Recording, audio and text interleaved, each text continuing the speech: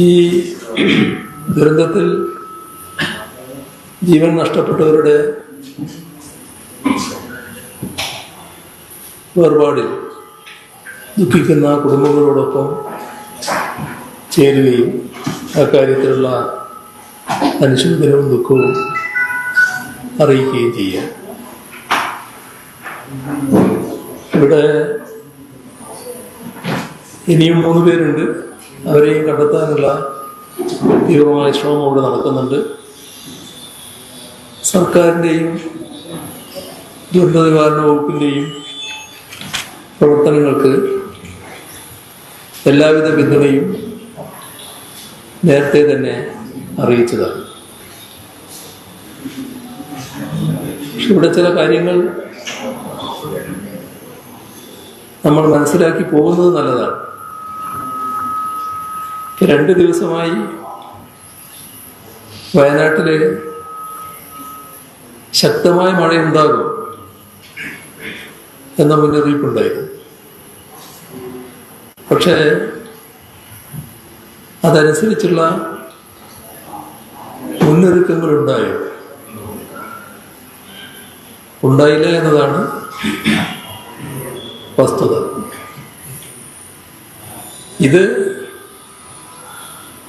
ഗൗരവപൂർവ്വം കാണേണ്ട ഒരു കാര്യമാണ്. എന്തുകൊണ്ടാണ് അത്തരത്തിലുള്ള മുന്നൊരുക്കങ്ങൾ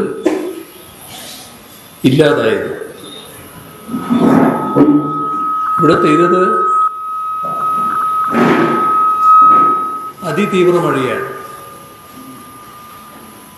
ഇത്തരത്തിലൊരു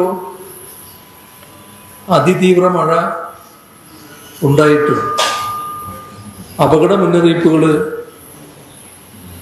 നൽകിയില്ല എന്നത് അതിലും അലംഭാവം ഉണ്ടായിട്ടുണ്ട്. ദുരന്തമുണ്ടായ ദിവസം ഇവിടെ ഈ സ്ഥലത്ത്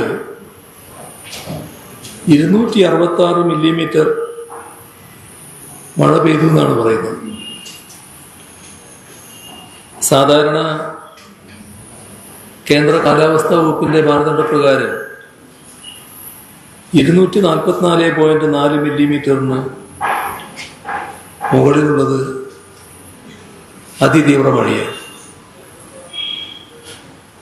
പക്ഷേ ഇവിടെ പുറത്തിറക്കിയ മഴ മുന്നറിയിപ്പിൽ യെല്ലോ അലർട്ട് മാത്രമേ ഉണ്ടായിരുന്നു.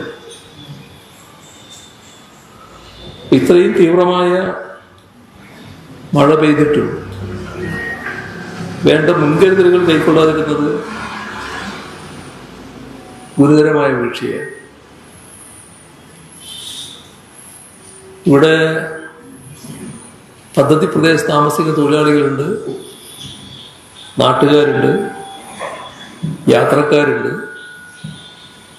വയനാട്ടിലാണെങ്കിൽ എല്ലാ സീസണിലും ഇപ്പോൾ നല്ല നിരക്ക് ടൂറിസ്റ്റുകൾ വരുന്ന നിലയാണ്. അപ്പം അങ്ങനെയെല്ലാമുള്ള ഒരു സ്ഥലത്ത് ആളുകളുടെ സുരക്ഷയ്ക്കായി വേണ്ട മുൻകരുതലുകൾ എടുത്തില്ല എന്നതാണ് കാണാൻ കഴിയുന്ന കാര്യം.